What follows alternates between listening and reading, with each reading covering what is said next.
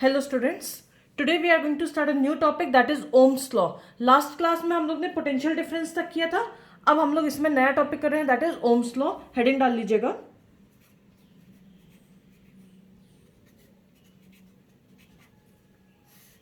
Ohms law. Now there was a scientist जिनका नाम था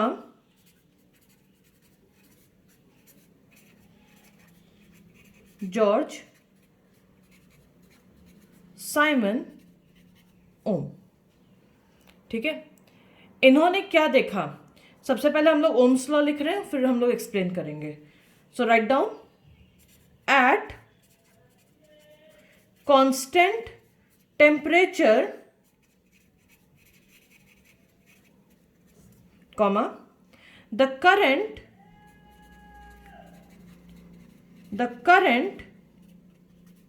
is directly proportional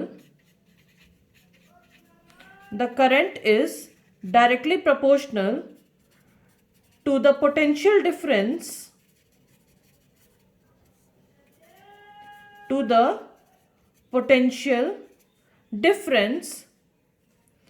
across the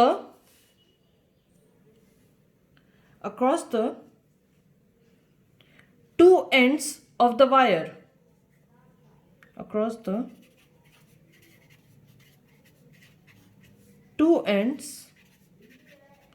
of the wire. इन्होंने बोला क्या है ये देख लेते हैं। टेम्परेचर को हमने कांस्टेंट रखा है, तो उन्होंने क्या बोला? जो करंट है, ठीक है, it is directly proportional to the potential difference. इसका मतलब क्या हुआ? दैट करंट को हम लोग क्या लिखते हैं? I, एंड पोटेंशियल डिफरेंस क्या होता है? V। So V is directly proportional to I, यानी कि जितना आप लोग उसमें वोल्टेज बढ़ाते जाएंगे, 1 सेल, 2 सेल, 3 सेल्स पे आ गए, हम लोग बैटरी जितना स्ट्रॉन्गर करते जाएंगे उतना ज्यादा उसमें करंट फ्लो होगा, उस जो सर्किट है हमारा।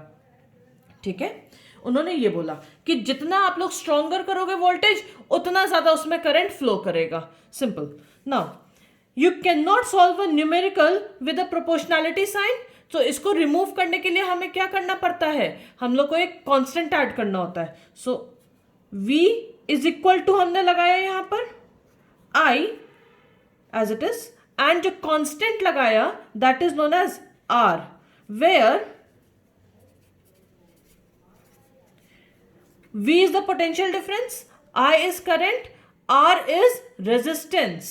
ये एक्सपेरिमेंटली डिटरमाइन होते हैं इन सब की वैल्यूज। ठीक है, सो राइट डाउन, V तो हमारा पोटेंशियल डिफरेंस है,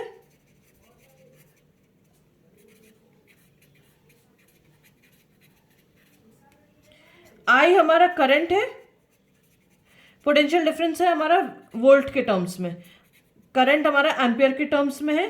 so R is known as resistance, and इसका जो सिंबल होता है, इसका जो हमारा जो SI यूनिट होता है that is known as ohms. इसका सिंबल हमारे रेजिस्टेंस का क्या होता है? ओम्स, एंड उस ओम का सिंबल ये है, this is known as ohms. ठीक है, सो एग्जाम्पल हम लोग बोलते हैं रेजिस्टेंस इज 5 ओम। ओके, तो ओम लगा दिया, OHM, ओम। नाउ रेजिस्टेंस होता क्या है ये देख लेते हैं। ठीक है, ये वाला हमारा फॉर्मूला है, this is known as Ohm's law. This is your Ohm's law. ठीक है, so R is equal to V upon I हो जाएगा इसी से ही। ठीक है, दैट मीन्स जितना ज्यादा आप लोग रेजिस्टेंस बढ़ाएंगे उतना ही उसमें करंट फ्लो कम हो जाएगा, क्योंकि ये आप लोग देखिए इन्वर्सली है, यहां पर उल्टा है। तो अगर मैंने रेजिस्टेंस इंटू 2 किया, सो मेरा करंट क्या हो जाएगा यहां पर? Divided by 2। तुम रेजिस्टेंस डबल करो, करंट हाफ हो जाएगा। ठीक है, ये इसका मतलब है। So if you double the resistance then the current would be halved. यहां पे लिख दे रहे हैं हम लोग, चलिए ये चीज, इसका मतलब ये है। ठीक है, so if R is doubled, then I becomes halved and vice versa. जैसे भी होगा आप लोग का, जितना ये बढ़ेगा उतना ये कम होगा, और करंट उतना ही बढ़ेगा सो रेजिस्टेंस भी उतना हमारा कम हो जाएगा. ठीक है, अब आ जाते हैं रेजिस्टेंस के बारे में पढ़ने जा रहे हैं हम लोग. ठीक है, रेजिस्टेंस पढ़ना है एंड अभी ओम्स लॉ का हम लोग को ग्राफ करना है. सो एक काम करते हैं, सबसे पहले ओम्स लॉ का ग्राफ कर लेते हैं, then we will come to resistance. Okay, Ohm's law का ग्राफ करने के लिए हम लोग यहाँ पे क्या कर रहे हैं, एक ये बनाइएगा आप लोग ग्राफ वाला पार्ट, उसमें वाई एक्सिस मार्क करेंगे हम लोग, एक्स एक्सिस मार्क करेंगे, 0 मार्क करेंगे. Now V and I mark करेंगे. V on the Y axis, that is the potential difference in terms of volt. ठीक है, and current in terms of ampere on the X axis, यहां पे mark किया. Because they are directly proportional to each other, जैसा Ohm's भाई साहब जी ने बोला है. So what you will get over here is a straight line.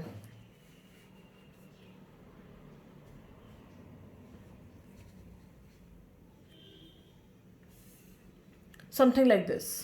ठीक है, आप लोग को इसमें क्या मिलेगा, हमारा एक स्ट्रेट लाइन मिलेगा. नाउ दिस स्ट्रेट लाइन, ये जो हमारा जो स्लोप मिला है उसको कैलकुलेट कर लेते हैं. स्लोप का मतलब चढ़ाई होता है. यहां पे देखिए ऊपर बढ़ रहा है ऐसे, सो स्ट्रेट लाइन है, सो डायरेक्टली प्रोपोर्शनल है इसका मतलब, एंड ऐसे चढ़ाई हो रही है यानी कि इंक्रीजिंग में है. ठीक है, स्लोप कैसे कैलकुलेट करते हैं ये देख लीजिएगा. Slope is calculated by y-axis divided by x-axis. Now, in this case, y-axis में आप लोग के पास क्या है, v, x-axis पे क्या है, I. So, v upon I. क्या ऐसा कोई फॉर्मूला होता है? हाँ होता है, अभी हम लोग ने किया है. v upon I is r. ठीक है, so slope आप लोग को जो मिल रहा है उसमें वो क्या है आप लोग का, R. सो लिख ले रहे हैं इसमें हम लोग, slope is equal to R ohms में.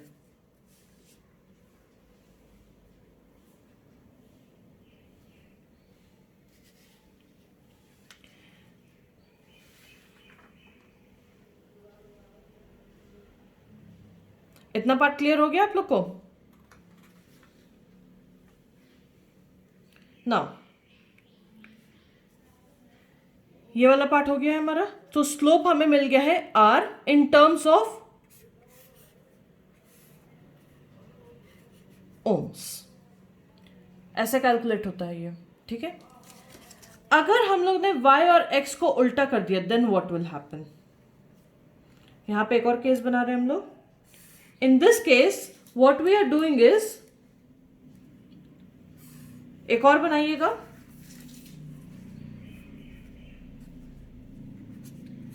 X axis 0, y axis, x पे इस टाइम पे हम लोग पोटेंशियल डिफरेंस मार्क कर रहे हैं, that is V, and x पे हम लोग मार्क करेंगे current, that is I.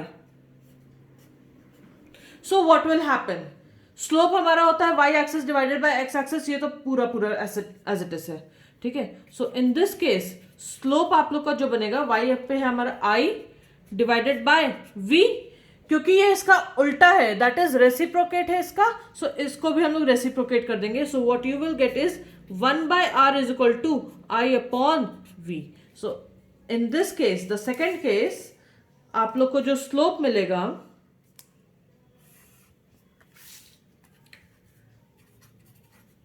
The slope is equal to 1/r ohms. Clear है.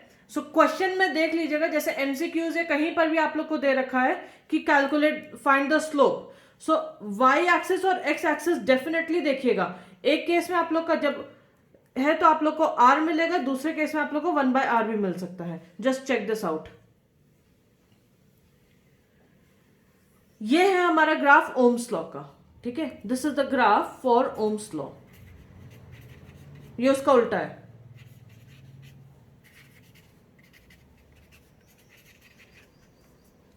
Okay, done. Let's come to ये जो आर अभी हम लोग ने पढ़ा है, दैट इज रेजिस्टेंस। अब हम लोग इसका पूरा पढ़ाई करेंगे, ठीक है। Let's come to this now.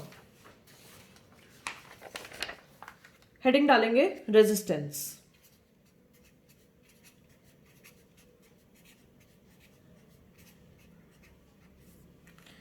Okay, write down the definition first. It is the property of a conductor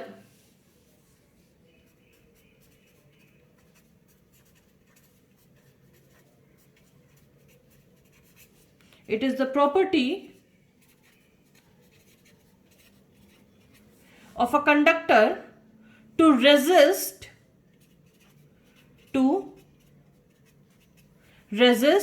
the flow of charge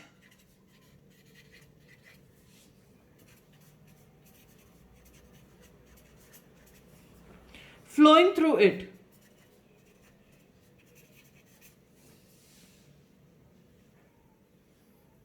Flowing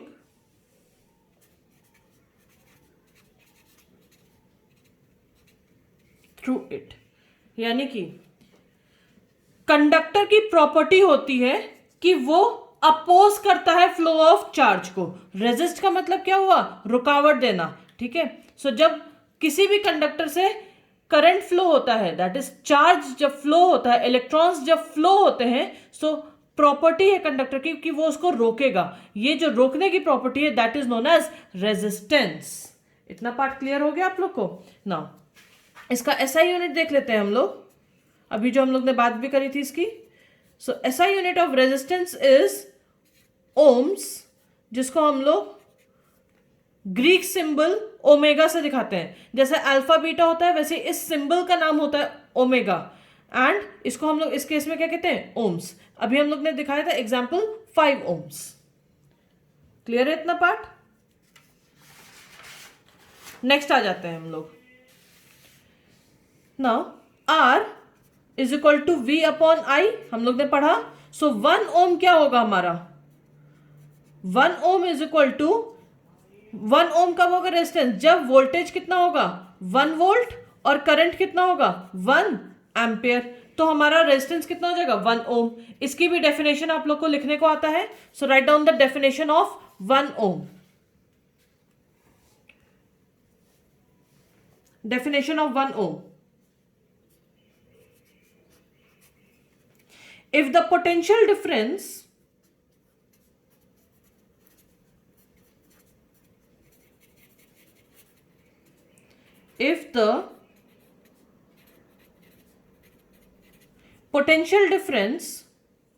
across the two ends of a conductor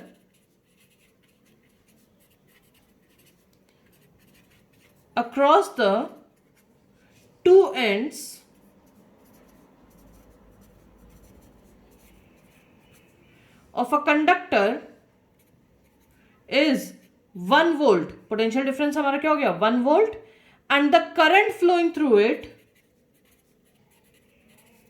and the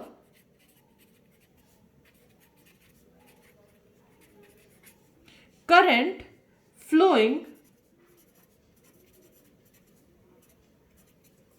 through it is 1 ampere,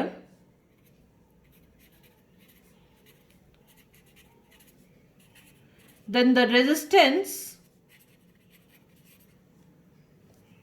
is 1 ohm.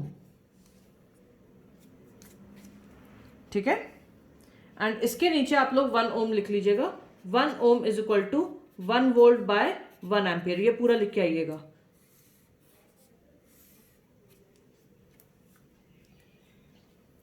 इतना part clear है? तो resistance का मतलब क्या है? रुकावट है basically, कि जब भी करंट फ्लो करेगा किसी भी कंडक्टर में, तो जो रुकावट दे रहा है वहां पर, that is known as resistance. Now on what factors does the resistance of a conductor depends? किस किस पे डिपेंड करेगा कि कंडक्टर में कितना रेजिस्टेंस होगा? ठीक है, सो हेडिंग डालिएगा आप, factors on which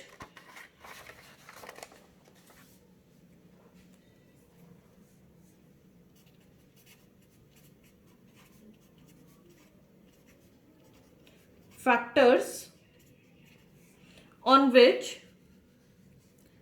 resistance of a conductor depends.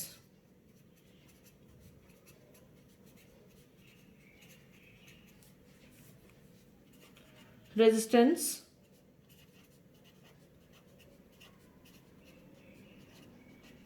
of a conductor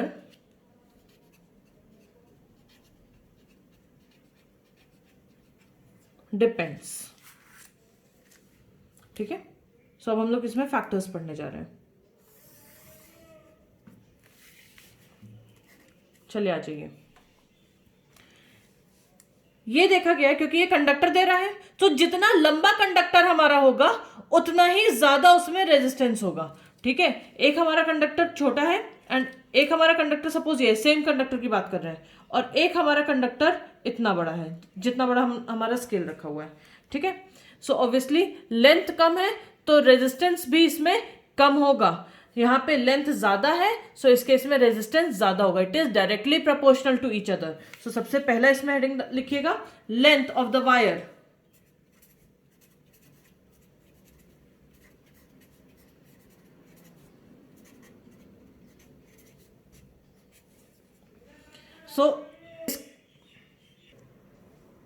सो पहला है हमारा length of the wire. And length of the wire कैसा है इसमें, it is directly proportional to the resistance.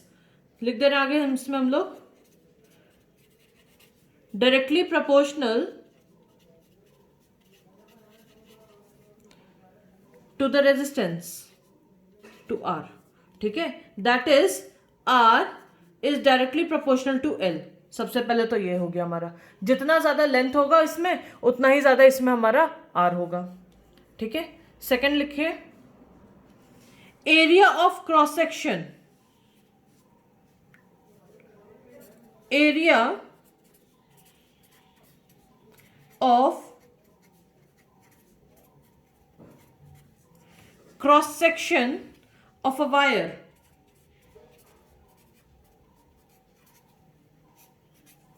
ये कैसा होगा हमारा, एरिया को ए कहते हैं, हमने लेंथ को एल लिया हुआ है. ठीक है, सो area of cross section is inversely proportional. अभी बता रहे हैं क्या होता है ये.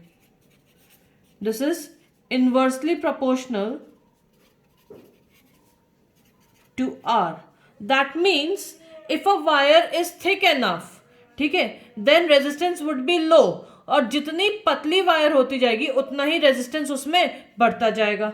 Are is directly proportional to area. R is inversely proportional to the area of the cross section. तो जितना ज्यादा एरिया बढ़ेगा उतना ज्यादा इसमें आर हमारा कम हो जाएगा. जितना एरिया हमारा कम होगा उतना ही इस केस में आर हमारा इंक्रीज करेगा. ठीक है, ये होता है. So a thicker wire, thick हो गया है, एरिया बढ़ गया है, will offer lesser resistance.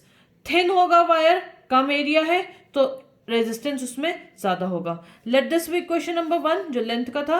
Late this be question number 2 जो एरिया का है. Combining 1 and 2 what we will get is R. इस प्रोपोर्शनलिटी का साइन तो एज इट इज रहेगा, ऊपर एल आ जाएगा अपॉन ए. ठीक है, let this be question number 3. Now फिर से बोल रहे हैं हम लोग, अगर हमें प्रोपोर्शनलिटी का साइन रिमूव करना होता है then we need to add a constant. So इस केस में देखिएगा R is equal to, constant क्या लगेगा इस केस में, ऐसा बनाते हैं हम लोग. ठीक है, इसको कहते हैं हम लोग RH और रो. अभी हम लोग इस पे बात आ रहे हैं. ठीक है, आते हैं. L upon A. This is your formula, Ohm's में निकला है. ठीक है, so R is equal to rho L by A. ऐसे बनाते हैं. P के पीछे एक ऐसे पूंछ बना दीजिएगा, इसको हम लोग RHO रो कहते हैं. ठीक है, सिंबल का नाम है रो. और इस केस में वेयर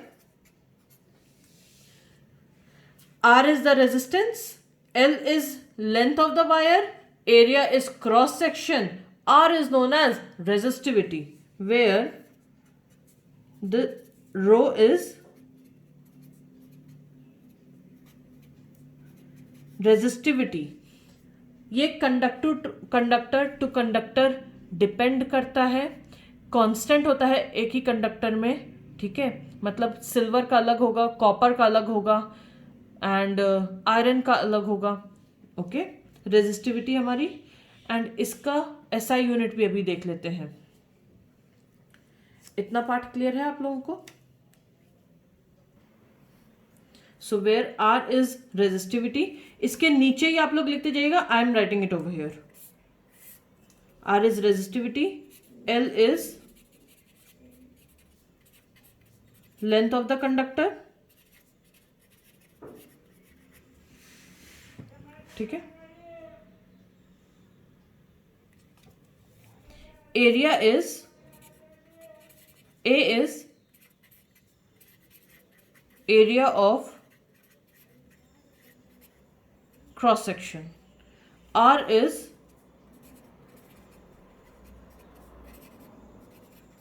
रेजिस्टेंस, ठीक है। ये इसी के आप लोग नीचे लिख लीजिएगा सारे सिंबल्स का नाम।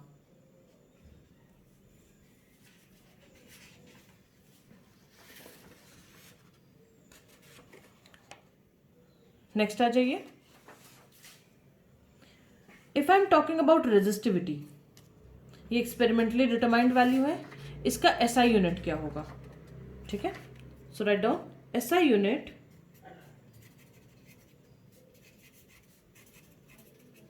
ऑफ रेजिस्टिविटी देख लेते हैं। अभी हम लोग ने बोला है that R is equal to rho L by A. So R is equal to rho L upon A. So rho क्या होगा हमारा, resistivity will be equal to, A ऊपर चला जाएगा, R into A upon L. So resistivity will be equal to, R का होता है ohms into area is in metre square, metre is the SI unit, so metre into metre divided by length is in metre, एक metre से metre cancel, so rho is equal to ohm metre, ये dot लगाया है to show into ohm metre. Resistivity का SI unit क्या हो गया आप लोग का, ओम मीटर, ठीक है, इसका ध्यान रखिएगा। This is the SI unit of resistivity.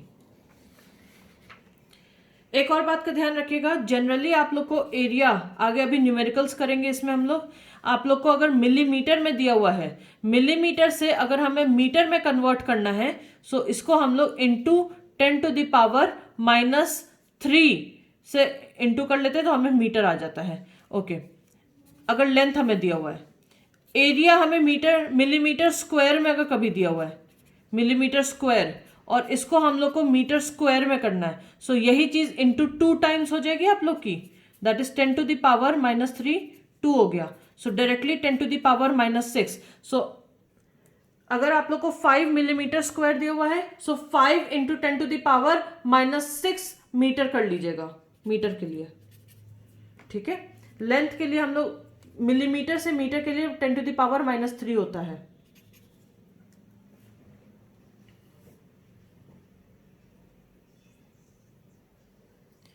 इतना क्लियर है? सो एक बार क्विक रिकैप देख लेते हैं हमने क्या क्या किया, then we will come to the question answers, ठीक है। तो अभी तक हम लोग ने स्टार्टिंग से एकदम देखिएगा, क्विक एक रिकैप ले रहे हैं हम लोग ने क्या क्या फॉर्मूले पढ़े थे। चार्ज का फॉर्मूला पढ़ा था, N इंटू ई होता है, E हमारा क्या होता है, चार्ज ऑन एन इलेक्ट्रॉन होता है, ठीक है, 1.6 इंटू 10⁻⁻19 कूलम होता है। ध्यान रखिएगा इलेक्ट्रॉन का चार्ज माइनस में होता है, बट मैंने फर्स्ट क्लास में मॉड्यूलस आप लोग को बताया था कि हम लोग यहाँ पे मॉड लगा देते हैं जिससे we can ignore the negative sign, ठीक है। ये एक फर्स्ट फॉर्मूला हम लोग ने पढ़ा। सेकेंड फॉर्मूला हम लोग ने चार्ज के बाद हम लोग ने करंट की पढ़ाई करी थी।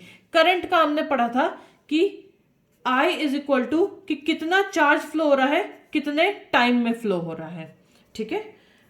Q का हम लोग NE लगा सकते हैं यहां पर, so I is equal to NE upon T भी हो सकता है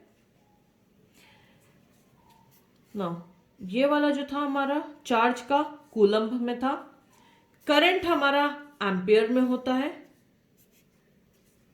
ठीक है, इसके बाद तो हमने चार्ज पढ़ा था, करंट पढ़ा था, फिर हमने पोटेंशियल पढ़ा था, that is V is equal to work done upon charge, ये भी हम लोग ने पढ़ा है, ठीक है। एंड पोटेंशियल डिफरेंस, कभी कभी आप लोग को ये भी मैंने एक जगह कराया था क्वेश्चन में, that is also work done by charge, and in सब का आप लोग का वोल्टेज में निकलता है, ठीक है। ध्यान रखिएगा work done is energy also, ठीक है, इसका ध्यान रखिएगा। सो कभी तुम लोग को अगर एनर्जी वर्ड में भी पूछा जाए कि वोल्टेज का, तो एटलीस्ट तुम लोग बता सकते हो।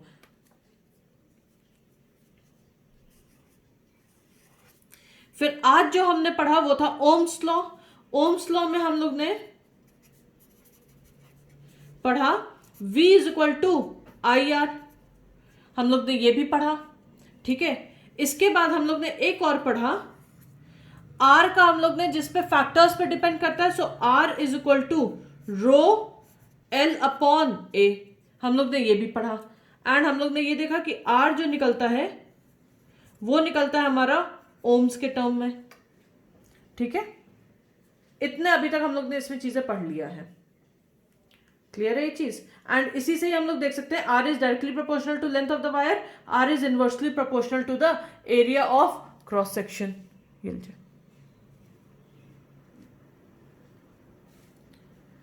इतना पार्ट क्लियर है। अच्छा, कंक्लूजन देख लेते हैं। ओम्स लॉ से क्या निकला है?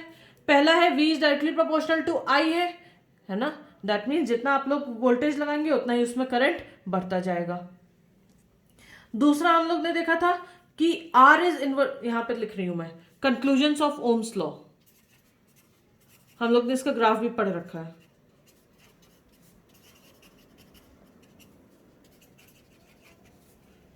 So V is directly proportional to I था, V is equal to IR था, R is equal to V upon I। इतना तो हमने चीजें पढ़ा था, इसी से ही कंक्लूजन देख लीजिए। Number first, current flowing through a conductor is directly proportional to the potential difference across the conductor, यही तो है जो ओम्स लॉ हमारा कहता है। So current flowing through a conductor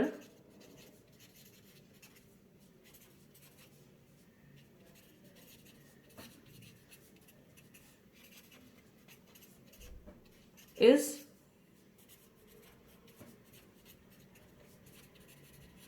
directly proportional across the conductor, is directly proportional to the potential difference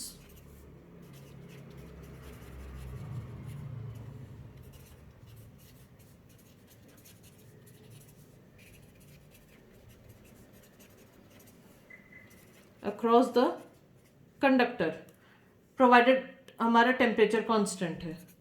second देख लीजिएगा, R is equal to V by I, ठीक है, that means the ratio of voltage is to current is constant, ठीक है, क्योंकि R हमारा क्या होता है, कांस्टेंट होता है ना, हम लोग ने जब ये लगाए थे। So R is the constant, so constant is equal to V upon I।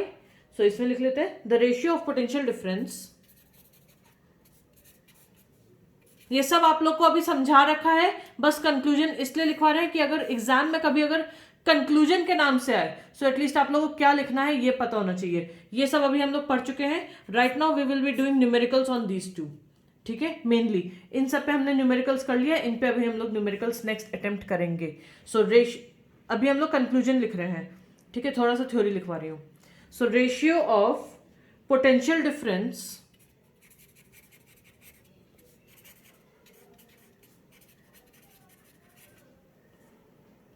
to the current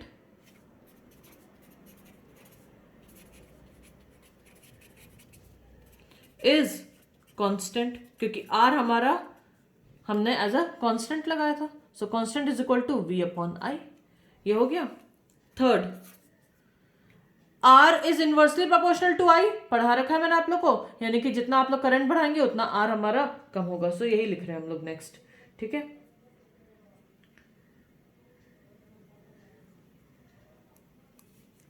When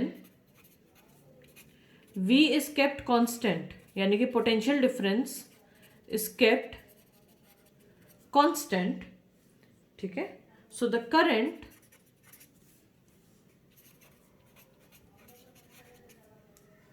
So the current is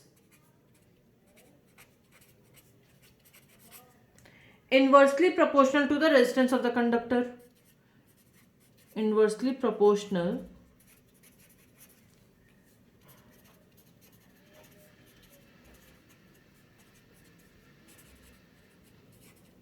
to the resistance of the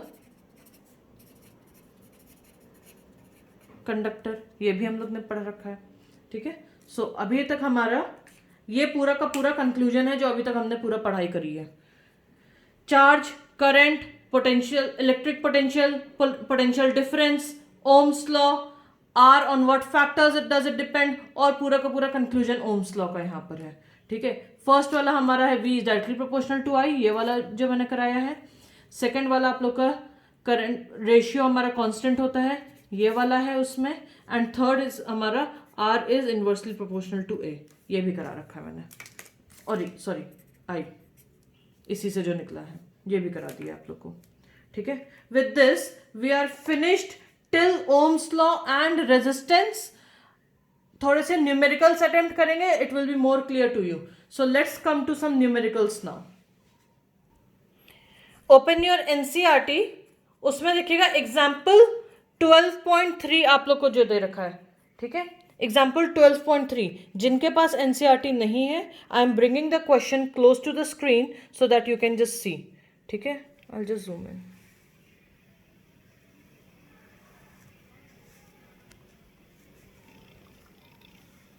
Now, can you read the question? How much current will an electric bulb draw from a 220 volt source if the resistance of the bulb filament is 1200 ohms? Second part, how much current will an electric heater coil draw from a 220 volt source if the resistance of the heater coil is 100 ohm? Pause the question over here. सबसे पहले इसको आप लोग note down कर लीजिए जिनके पास NCERT नहीं है. Try to solve it, then I will solve it over here. चलिए स्टार्ट कर रहे हैं इसको हम लोग. सबसे पहले गिवन लिख लेते हैं क्या क्या दिया हुआ है इसमें हमें. ठीक है. So A part, how much current, यानी कि I is equal to question mark, will an electric bulb draw from a 220 volt source? So V is equal to 220 volts if the resistance of the bulb filament is 1200 ohms. So R is 1200 ohms. Ohms law लगा लेते हैं simply. ठीक है. So V is equal to IR. Formula जरूर लिखिएगा. I निकालना है. सो I is equal to V upon R. I is equal to 220 divided by 1200. 0 से 0 कैंसिल हो गया आप लोग का. ये 11 हो गया. This is your 60. So I will be 11 upon 60. When you solve it, you will get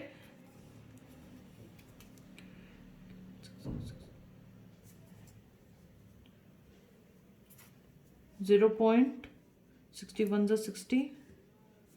0.18 amperes. Solve it yourself. B part देख लेते हैं इसका हम लोग.